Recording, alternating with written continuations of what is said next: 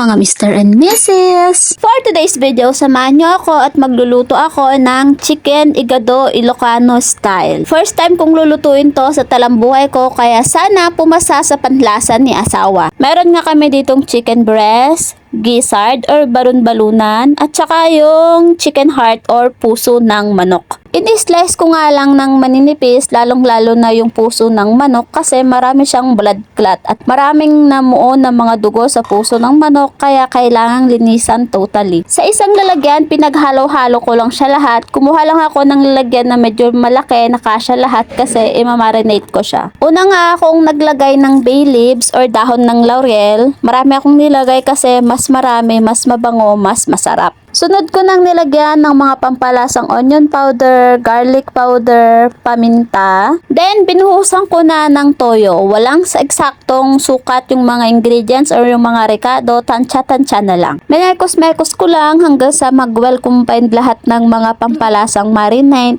Tapos, hinayaan ko siyang mababad ng mahigit 1 oras. Nasa sa inyo na kung gusto nyo siyang ibabad ng overnight para mas manuot palalo yung lasa. Pero ako kasi, after ko siyang mamarinate, natulog ako. Kaya mahigit 4 na oras siyang nakababad. Pagkagising ko nga ay start na akong nagluto. Una ko munang prinito yung patatas at saka yung carrots. Para hindi na matagal pakuluin or palambutin itong gulay na ito mamaya. Para hindi siya matigas. Pagka-prito ko nga ay sinet aside ko muna yung 2 gulay para ready na siya pag ihahalo natin mamaya. Sunod ko na din palang prinito yung mga hotdog na hiniwa ko ng maliliit, kagaya ng mga gulay para hindi na rin siya mahirap palambutin or lutuin mamaya. Sinet aside ko lang, then sa same kawali, start na ako naggisa ng bawang at saka sibuyas. Nung magisa ko na yung 2 rekado, inilagay ko na yung pinaghalo-halo nating chicken breast, chicken gizzard, saka chicken heart na na-marinate natin kanina. Ginisa ko lang, then naglagay na ako ng pampalasang cubes, chicken flavor,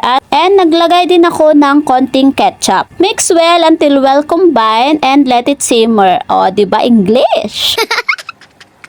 Then, nung luto na yung karne, nilagay ko na yung patatas at saka yung carrots na prinito ko kanina. Inilagay ko na rin yung slices of hotdog na naprito rin earlier. And then, bumili din pala ako ng 1 lata ng green peas na muntik ko nang makalimutang ihalo. Dirinin ko lang siya, tinanggal yung tubig. Habang hinahalo ko yan, nagtunaw ako kanina ng konting corn flour sa konting tubig para may pampalapot yung ating sabaw. Tapos, naglagay din ako ng dried na raisins o yung pasas kung tawagin sa atin para may konting contrast of sweet yung ating ulam. Sa aming mga Ilocano, karaniwang niluluto ang igado pag merong kasalan, binyagan, or punsyonan. Ang karaniwang ingredients kasi ng igado sa mga Ilocano ay yung laman loob. Mostly, o yung atay or yung lapay. Tapos, ang nakakatawa, pag iimbitahan ka nila para dumalo sa kanilang okasyon, hindi nila sasabihin na, uy, punta kayo para kumain. Ang sasabihin nila,